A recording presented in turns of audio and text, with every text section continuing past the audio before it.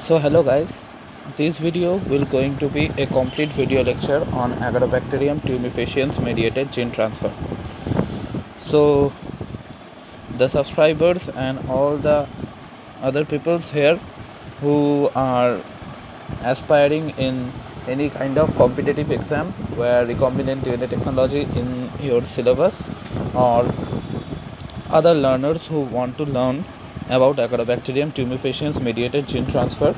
If you don't know about anything, and if you have some basic idea of Agrobacterium tumefaciens and want to know about Agrobacterium tumefaciens at a highest level, so this video is just for you.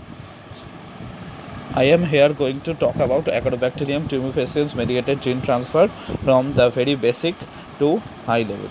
Okay, so let's get started. So the first thing I want to told you that in every type of gene transfer method that we have discussed until now, at first we have seen what is the basic procedure going on, okay, and then we have talked about how we can use this natural phenomenon as a gene transfer mechanism. So here we will going to follow the same mechanism. That first of all we will going to talk about how Agrobacterium tumefaciens naturally infect plants, and then we will going to talk about what are the modification that scientists uses to use Agrobacterium tumefaciens as a gene transfer method. Okay, so let's start with the name Agrobacterium tumefaciens. So this Agrobacterium tumefaciens is a rhizospheric soil bacterium, okay, and it is ubiquitous in soil. That means in every soil you can find Agrobacterium tumefaciens, and it has a special phenomena that it have the ability to cause crown gall disease in plant, okay, or more specifically saying wounded plant. Okay, so what is the crown gall? Crown gall is nothing but uncontrolled growth called tumor, okay, and it is occurring in the crown of the stem of the plant. That is why the name crown gall. Okay, and so that is the idea, that this Agrobacterium tumefaciens is causing crown gall disease. Okay, so now the main culprit of the crown gall disease is not the Agrobacterium tumefaciens, but the plasmid which is present inside it.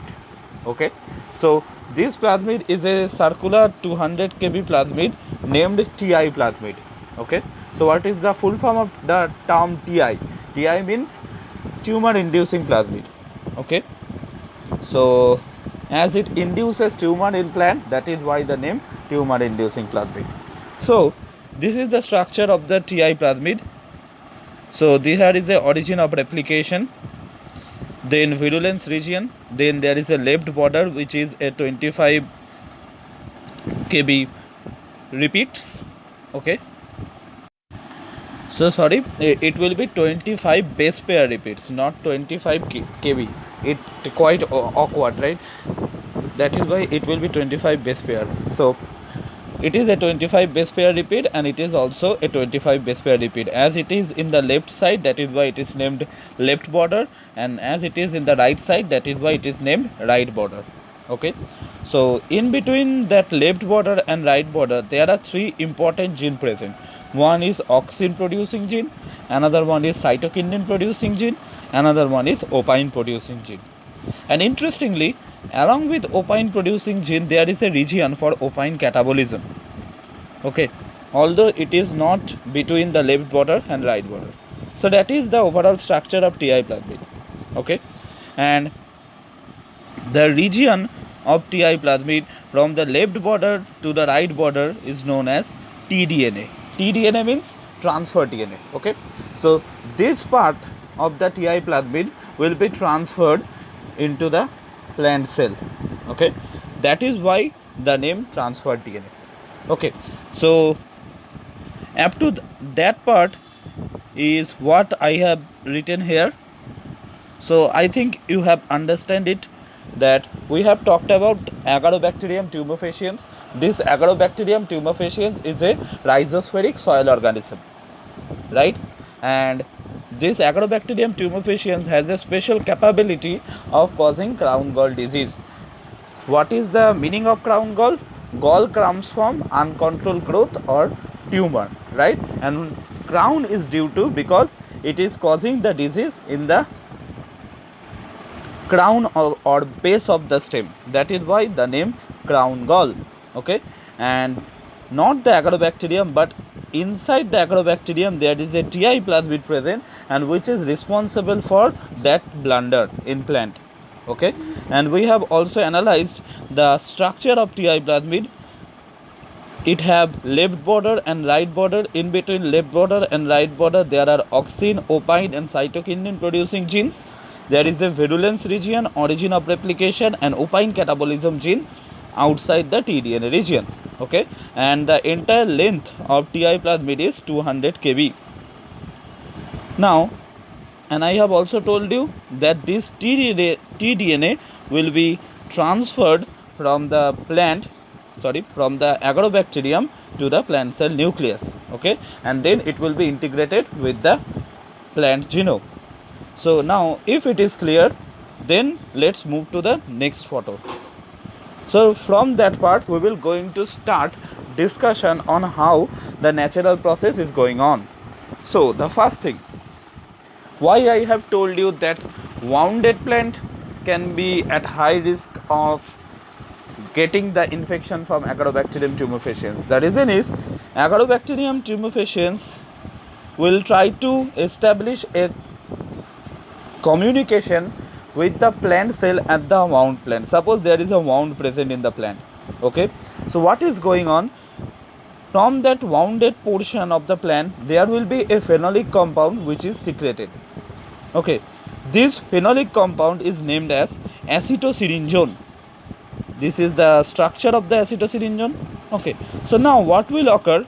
This acetosyrinzone will bind with the specific protein present on the cell envelope known as VDA. Okay, and activate it. That is what I have written here, that Agrobacterium, which is ubiquitous in the soil, begin to communicate with plant cell at a wound on the plant body. Okay, and how they communicate or how they establish the communication? The wounded part will start secreting some phenolic compounds named acetosyrinzone. Okay, this acetosyrinzone will bind with the VDA receptor present on the cell envelope and activate it. Okay, so now let's move to the next slide. Once VDA gets activated, it will phosphorylate VDG, which is another protein present in the Agrobacterium tumefaciens, but it is not in the cell envelope, but it is present inside the cell, right? So the phosphorylated VDG is nothing but an activated form of VDG, and it is acting as a transcriptional activator. Okay, now this transcriptional activator will activate other VDGs which are present. Okay, so here a important information that these VDA and VDG are the VIR proteins which are activated all the time. Okay, and the activation of the rest of the VIR genes requires phosphorylated VDG as a transcriptional activator.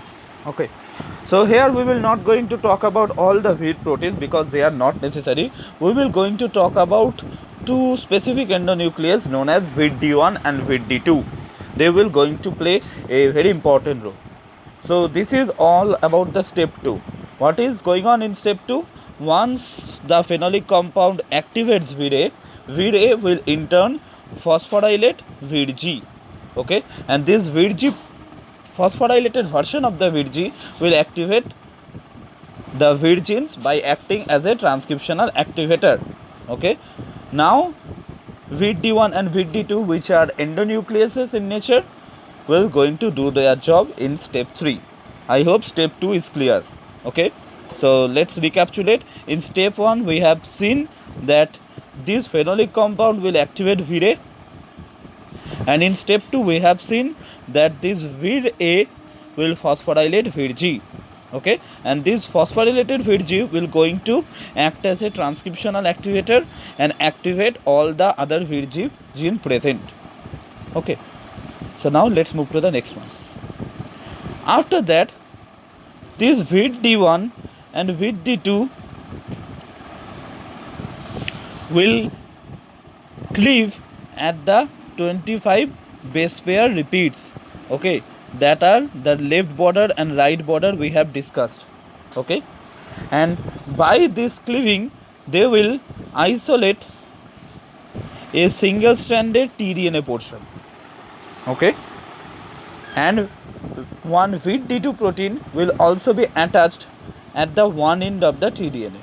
Okay, clear? It is your step number 4.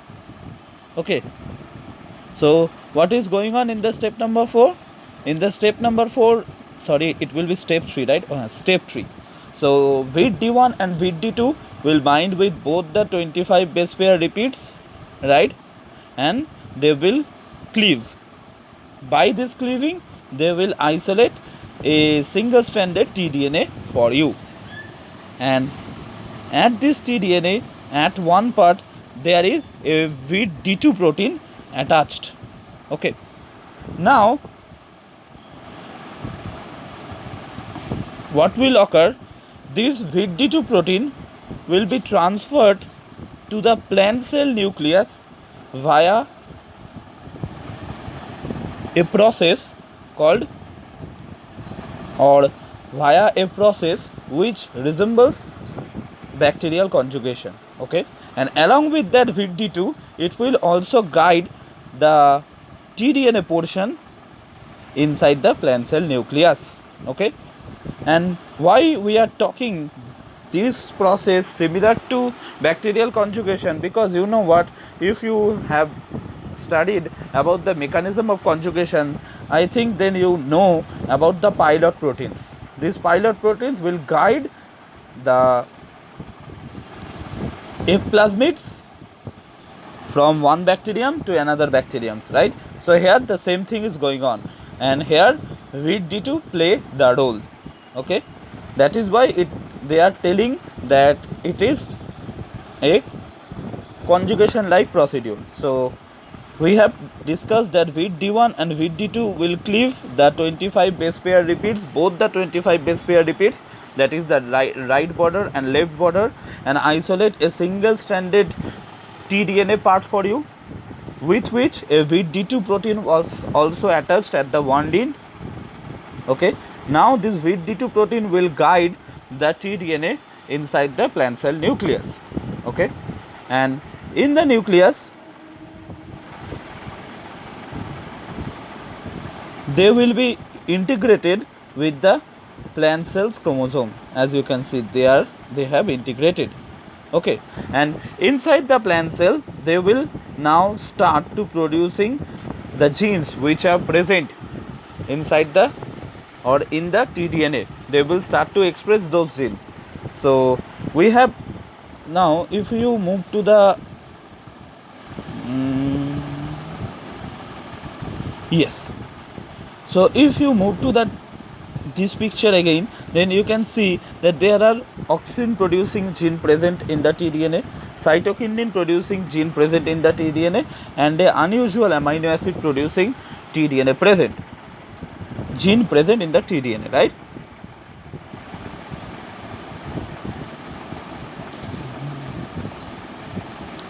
So now cytokinin will be produced from the cytokinin gene present, auxin will be produced, and this cytokinin and auxin will promote the crown gall disease. Okay, because cytokinin and auxin, I think you know, they are plant hormones, right? So plant hormones are normally present in the plant cell nucleus. There are gene present for the production of plant cell hormones, right? But they are also expressing as a extra, right? And that is why there is a uncontrolled growth, and that facilitates the crown gall disease. Okay, and the another gene which is present, that is opine producing gene, This opine, you know what, is a unusual amino acid. Okay, so due to the presence of that tDNA, plant cell machinery will also produce opine, but this opine cannot be utilized by the plant. Okay, and it is thought that this opine is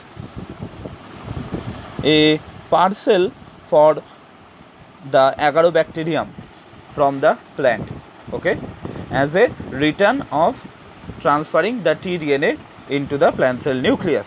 Why I am telling this? Because of the presence of that opine catabolism gene. Due to the presence of that opine catabolism gene, it is believed that the bacteria will use this opine as their food molecules. Okay, so that is the idea, and by understanding this idea, it is clear that with time the concentration of Agrobacterium will be increased, because Agrobacterium via opine is getting their food molecules. So, and the size of the crown gall will also increase it, because with time the amount of cytokinin and auxin will be also increasing. Okay, that will create a big crown gall disease in plant.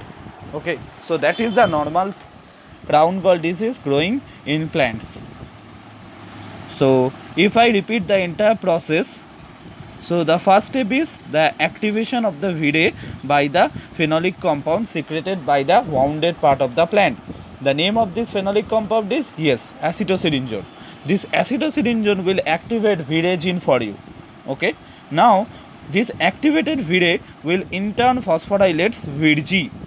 Okay, and this phosphorylated VIRG will act as a transcriptional activator and activate other virgins which are present.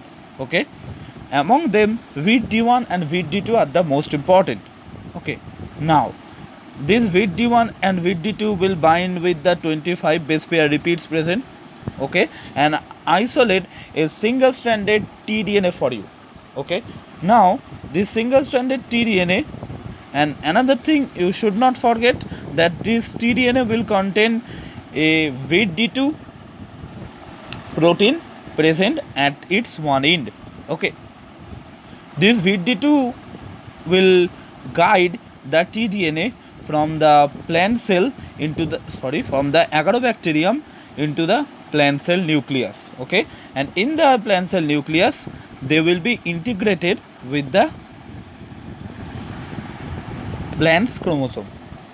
Okay, now they will start producing cytokinin, auxin and opine, and as opine is acting as a food molecule for bacterium, so it is clear that with time the amount of Agrobacterium will be increasing, and that will create a increased amount of cytokinin and auxin, and that will increases the size of crown gall. Okay, so that is the normal thing that is going on in the plant cell. Now by observing the entire thing that is going on in the plant, scientists thought that okay, that is the normal procedure. So if we somehow replace this tDNA part with our gene of interest, then what will occur? Virulence factor will again be induced by the acetylsyringone. So remember it very carefully, that here we are performing this in vitro, and plant here will not going to help us, because they will only secrete acetylsyringone when there will be a wound in the plant. So we will add our acetylsyringone in the system artificially. Okay, so those artificial acetylsyringone will induce the virulence factors, okay, by activating Viridae. This virulence factor, especially VIRD1 and VIRD2, will again bind with the left border and right border and cleave them and take a single stranded tDNA, but here remember tDNA is not present. That means here our transgene, okay, and the VD2 will transfer those transgene inside the plant cell nucleus. That will be the entire idea, right? So that is quite exciting, right? Because this will not going to solve a big problem of plant, but it will also provide plant some essential characteristics that will ultimately help them to fight with their other problems. For example, let's say the BT cottons. We have talked about BT cotton in multiple times. You will get video of BT cotton made by me in the YouTube channel. So now this BT cotton, we are transferring the cry-gene of Bacillus thuringiensis from the Bacillus thuringiensis into the Agrobacterium first, okay, and then from the Agrobacterium we are transferring this into the plant cell nucleus, okay, and this cry-gene will protect the cotton from bollworms, right? So that is why, that's how recombinant DNA technology help us to convert a problem of plant into a solution of two more problems, right? That means here plants are getting one problem as a crown gall disease, but recombinant DNA technology help us to solve not only this problem, but also the solution in turn will help you to solve two more problems, right? So that is the idea. That is the beauty of recombinant DNA technology. So the type of plants that we will produce with the help of this kind of Agrobacterium tumefaciens method are known as transgenic plant, okay. So whenever they will get you something, anything, right? Because in our syllabus we have transgenic tomato production and cotton, right? So in those cases you have to explain the procedure of transformation in very details, but in some time they will give you, let's say you have isolated a drought resistant gene X, okay, and now you are willing to transfer this drought resistant genes into your tomato cell, okay. So now how you will can transfer this, and in those kind of situation you have to write the normal transfer procedure that I am going to explain you here, okay. So that is the beauty of Agrobacterium tumefaciens mediated gene transfer and how this gene transfer is going on, okay. So now I would like to recommend you that if you are a beginner and learning the Agrobacterium tumefaciens for the first time, then I would like to recommend you, please pause the video here and please watch the part that I have discussed until now, okay, and learn the normal procedure first, then come here and start from there, okay. Because now the thing that I am going to told you there is a high chance that you will get confused, okay, if you are a first time learner. So I would like to recommend you, please prepare yourself well in the first part, then come back here, then it will be very helpful to you, okay. So now let's start. So we have talked about our hypothetical part, okay. Now it is the time to implement it in reality. During this implementation there is a problem that we have faced, okay, that TI plasmid are too large to be easily manipulated, and it is obvious that we have talked about that TI plasmid is 200 kb circular DNA, okay, and we have talked about various vectors, and we have only some vectors available that can accommodate that high size of the plasmid, right? And if we use a 200 kb plasmid, then we have to also incorporate gene of interest, so the capacity or carrying capacity will be very low, right? So it is clear that we have to cut the TI plasmid, and we have restriction endonuclease. But there is a problem that was observed, that in the TI plasmid genome there are only some restriction site available, and those are unique restriction site. Okay, but it is not the problem, because we should have the restriction endonuclease for those unique restriction site. But the main problem is, by analyzing the entire thing, we have observed that most of the part of the plasmid is necessary for either replication of the plasmid and for infection and transfer process. Because try to think about this, we cannot remove the weird genes, right? Because weird gene will help us to transfer, right? Similarly, we cannot remove the left border or right border, otherwise the transgene which we have replaced,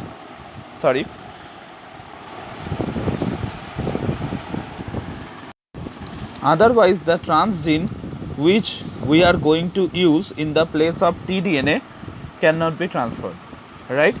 So under such circumstances, we have decided to use two different approach. Okay, so one approach is binary vector concept, another approach is co-integrate vector concept. Okay, so whenever they will give you analytical question where you have to use Agrobacterium tumefaciens, I would like to recommend you to please write about the co-integrate vector. Okay, and you can also use binary vector, that is totally your choice. So let's talk about the binary vector first.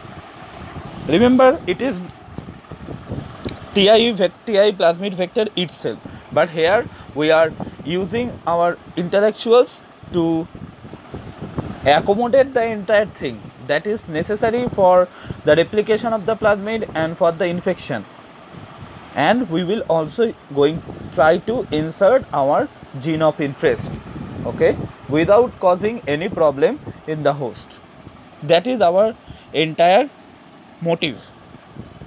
Okay, so in the binary plasmid we will going to use two plasmid.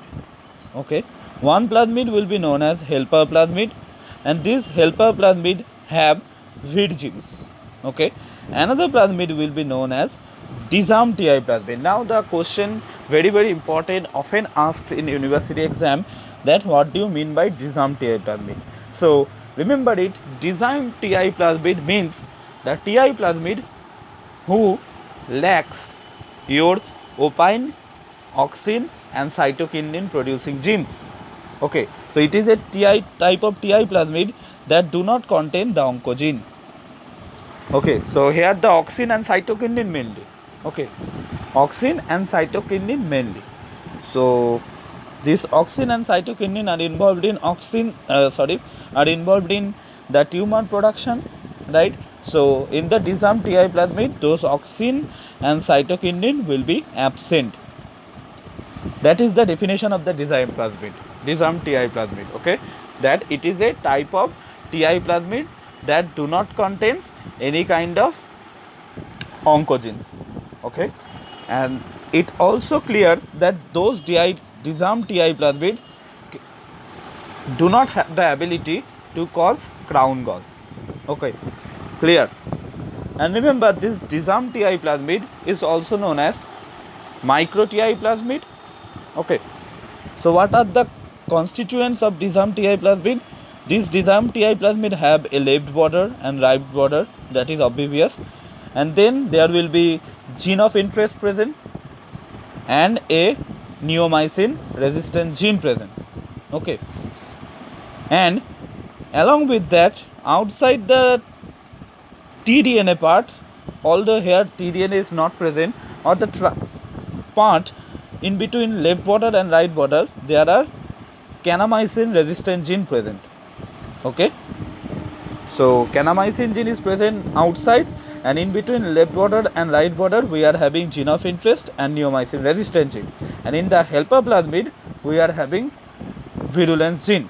Okay, so now remember, here, only here, not in case of your co-integrate plasmid, disarmed TI plasmid is produced from modified E. coli. Okay, modified E. coli plasmid we have used to construct the disarmed TI plasmid.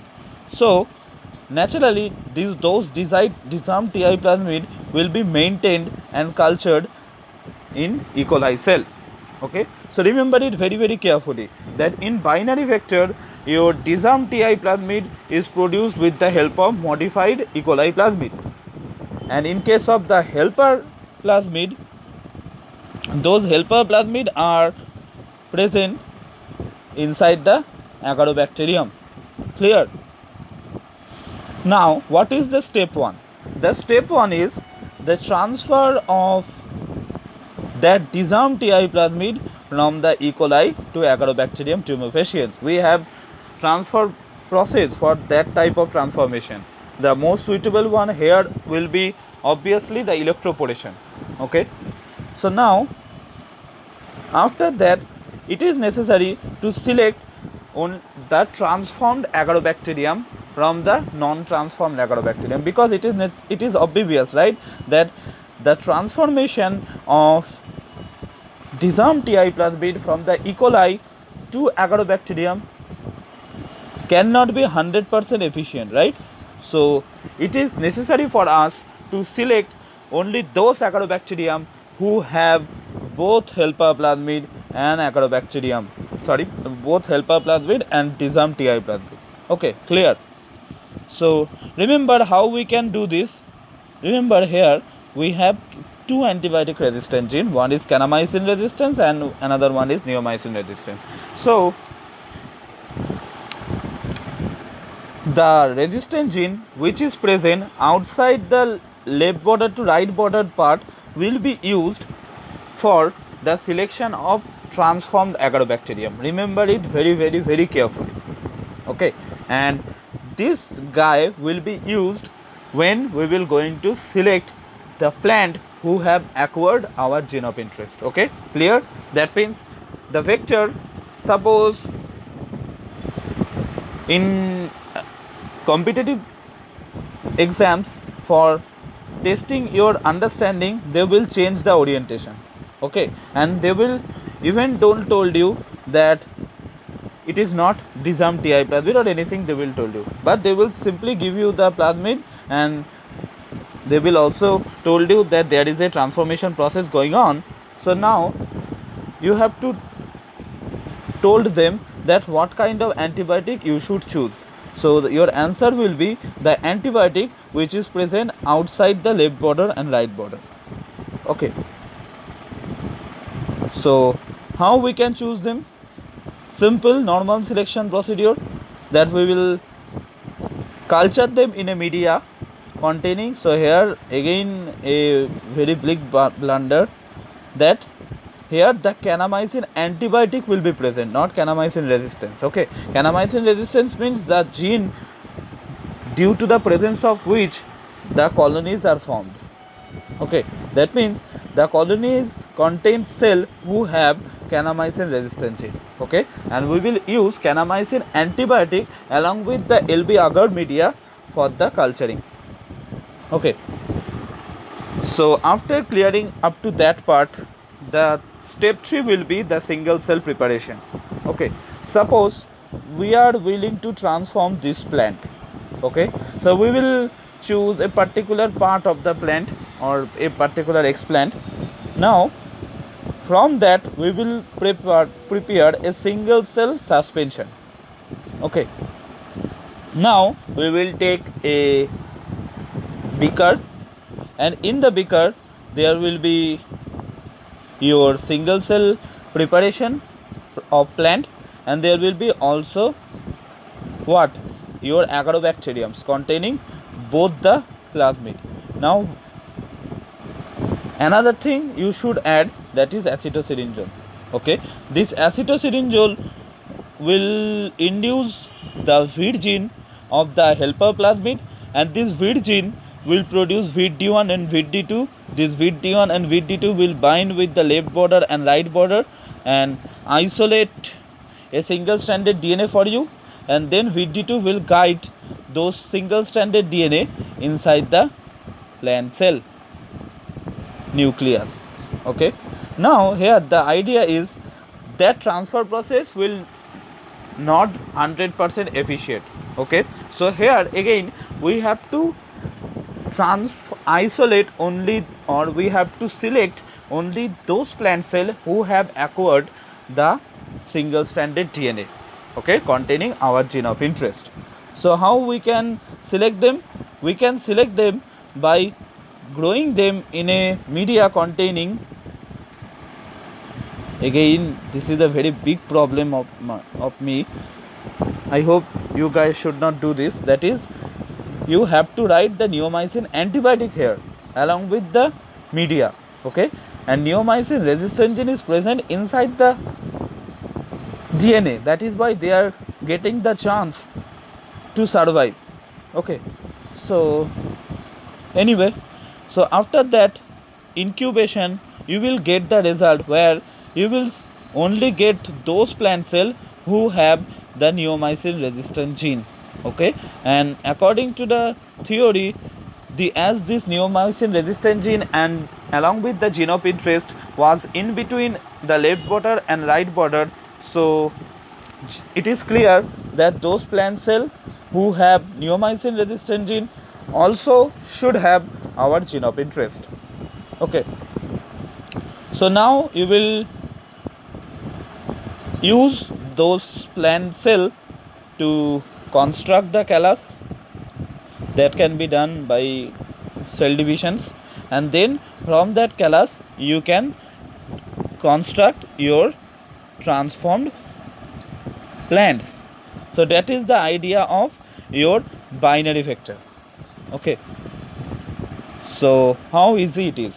So binary, from the term binary, remember that here you will going to use two plasmid. One is helper plasmid, another one is disarm TI plasmid. Disarm TI plasmid means the plasmid which lacks the gene who have the ability to create the tumors. Okay, and helper plasmid here will be maintained in the Agrobacterium, and disarm TI plasmid, as we have prepared disarm TI plasmid from the modified E. coli plasmid, so it will be maintained in the E. coli. Okay, disarm TI plasmid will contain left border, right border, and in between left border and right border there will be gene of interest and neomycin resistant gene. Okay, and there will be a kanamycin resistant gene outside that part. Okay, we will use kanamycin resistant gene for the selection of the transformed Agrobacterium. Okay, how we can do this? First of all, our first step will be the transformation of the disarm TI plasmid from the E. coli into the Agrobacterium tumefaciens. Now, for selecting the transformed Agrobacterium, you have to prepare a petri plate which containing the media and kanamycin antibiotic, and then you will culture your media, and the colony you will obtain are the Agrobacterium tumefaciens cell colonies who have only what? Who have only the kanamycin resistant gene, and that simply means that they have acquired the disarm TI plasmid. Clear? Then you have prepared the single cell. Now those single cells, those Agrobacteriums and acetosyningenes are added in a media. Then due to the presence of acetosyningenes, VID genes will be activated. This VID gene will facilitate the transfer. Then you have to select only transformed plant cell. For doing this, you will grow all of your plant cell in a neomycin antibiotic and LB agar containing media, and you will get only those plant cell who have acquired your gene of interest. Okay, then from those cell you can form the callus, and from the callus you can get your transformed plant. So that is the idea of binary vectors. Okay, so that is what I have written here, that with this cell the generation of the callus is done, and from that the regeneration of the transformed plant cell is done. Okay, so that is all about the binary vector. Remember, from the binary that there will going to be two plasmids. Okay, and there is no matter of integration. Okay, and in case of binary vector, the helper plasmid will be maintained in Agrobacterium, and the disarmed Ti plasmid will be maintained in what? Disarmed Ti plasmid will be maintained in E. coli. Okay, but the case will be different in case of co-integrate vector. Although in co-integrate vector we will going to use two plasmid, but during the procedure they will recombine together via a process called homologous recombination. We will going to talk about. Okay, so a definition for you, that co-integrate vector is used to carry out transformation in plant. It is a type of Ti plasmid derived vector system taken from Agrobacterium. A co-integrate vector is formed by the union of two plasmid in a pair that together induce the transformation of the transgene. So in case of binary vector, two plasmids separately induce the transformation of the transgene, and here the union of two plasmid or the co-integrated plasmid which is coming from two plasmid will induce the transfer of the transgene. Okay, so for that to happen, a homologous recombination is necessary. So now let's talk about the constituents of the two plasmid. So here the two plasmid is intermediate plasmid, and another one is disarmed Ti plasmid. Okay, so the constituents of intermediate plasmid is, there will be a gene of interest present. That is an important thing, that in case of the binary plasmid vector, try to correlate that in case of binary plasmid vector, gene of interest was in disarmed Ti plasmid, but in case of intermediate one, in case of your co-integrate plasmid vector, the gene of interest is in intermediate plasmid. Okay, along with neomycin resistant gene and kanamycin resistant gene. And that is a thing to remember, that whenever you will talk about gene of interest is present in this plasmid, make sure that plasmid will contain two antibiotic resistant genes. Okay, we have seen this in case of also disarmed Ti plasmid. Can you remember? Yes. Now there are also disarmed Ti plasmid present. This disarmed Ti plasmid also have the same property, that it do not have the ability to cause the tumor, so it have virgins. Okay, and in between left border and right border there is a common sequence present, which is also present in intermediate plasmid. Okay, and this common sequence is derived from PBR3 22 plasmid, and it is obvious that we are going to perform homologous recombination, right? So we have some homologous sequences between two plasmid, then how they will perform the homologous recombination, right? So it is clear that homologous recombination will going to occur in between those common sequences. Okay, so that is the thing to remember, that in case of binary plasmid vector we have two plasmid, one is helper plasmid, another one is disarmed Ti plasmid. In a helper plasmid we have only virgins, and in disarmed Ti plasmid, in case of your binary vector, we have left border, right border, and in between left border and right border we have gene of interest and neomycin resistant gene, and kanamycin resistant gene was outside the part in between left border and right border. Okay, and in case of here we don't have any kind of helper plasmid, instead we have intermediate plasmid and disarmed Ti plasmid. Here the gene of interest is in intermediate plasmid along with neomycin resistant gene, kanamycin resistant gene, and disarmed Ti plasmid is consisting of left border and right border, and in between them there are common sequence present along with your virgins. Clear? Now, so here another thing I want to mention, that we have talked about that this part is gene of interest, this part is kanamycin resistant, this part is the common sequence and neomycin resistance. And now another thing, the remaining portion, that means this part are made up of tDNA regions. Okay, why? Just because of a good homologous recombination can occur. Okay, so now let's move to the procedure. So here E. coli will take the intermediate plasmid.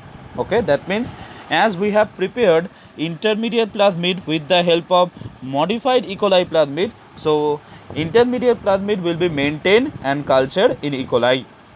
On the other hand, the Agrobacterium will take the disarmed TI plasmid. That is also a quite important thing, because in binary plasmid, helper plasmid was inside the Agrobacterium and the disarmed TI plasmid was inside the E. coli. But here the thing is totally opposite.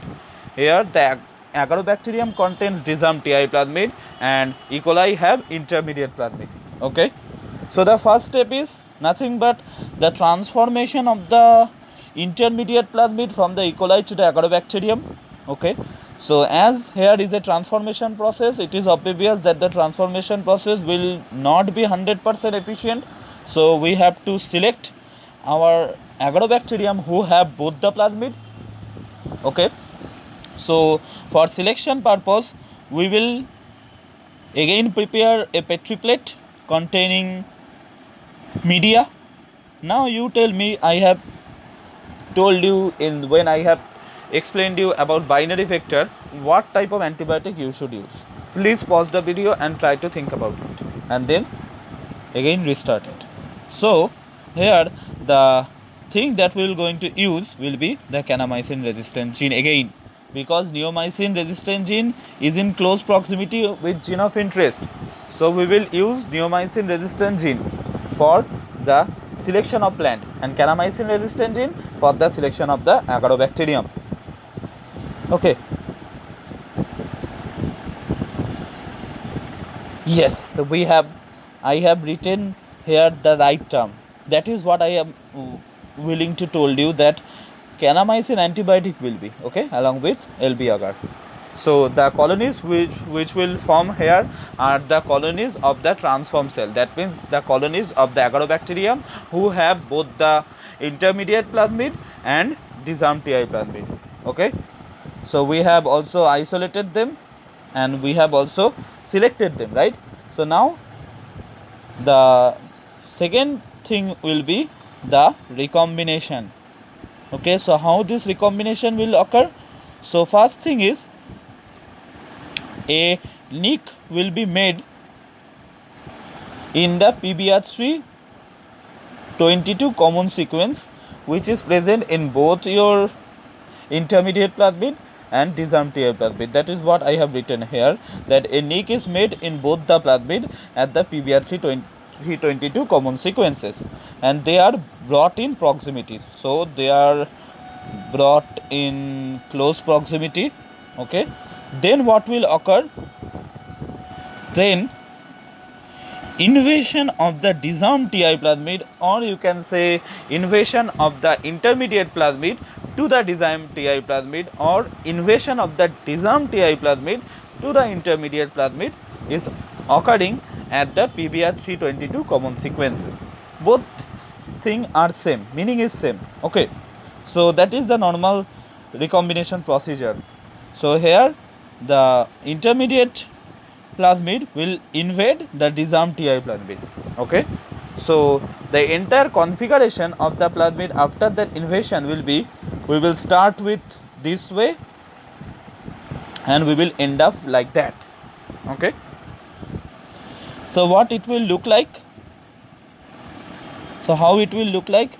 So it will look like something like this: a big plasmid consisting of all the gene of intermediate plasmid and your disarmed TI plasmid. Okay, so this plasmid will be known as co-integrate plasmid. Now what to do? We will again prepare the single cell preparation from the plant which we are willing to transform. Okay, so now those single cell preparation of the plant cell and the Agrobacterium containing our co-integrate vector along with acetosyringone will be taken together in a medium. Okay, and then they will be incubated, and during this incubation period, as there are still virgins present, this virgin will be activated, and this activated virgin will cleave right border and left border. Okay, and transfer all the things that is present in between. Okay, that means kanamycin resistant gene, neomycin resistant gene along with your gene of interest. Okay, so again the transformation process will not 100% efficient, so we have to select those plant cells who have acquired the transgene. So we can do this by selecting them in a media containing neomycin. Okay, then from that those plant cells who have, so after keeping them in the media containing neomycin, we will incubate them. Okay, after incubation the plant who lacks the neomycin resistant gene will be destroyed, and the plant cell who have our transgene along with the neomycin resistant gene will be survived, and those survived cells will be used to construct the callus, and from the callus we will get the transformed plant. Okay, so that is how the entire Agrobacterium tumefaciens mediated gene transfer operates. So we have first seen about the normal thing that is going on, and then we have seen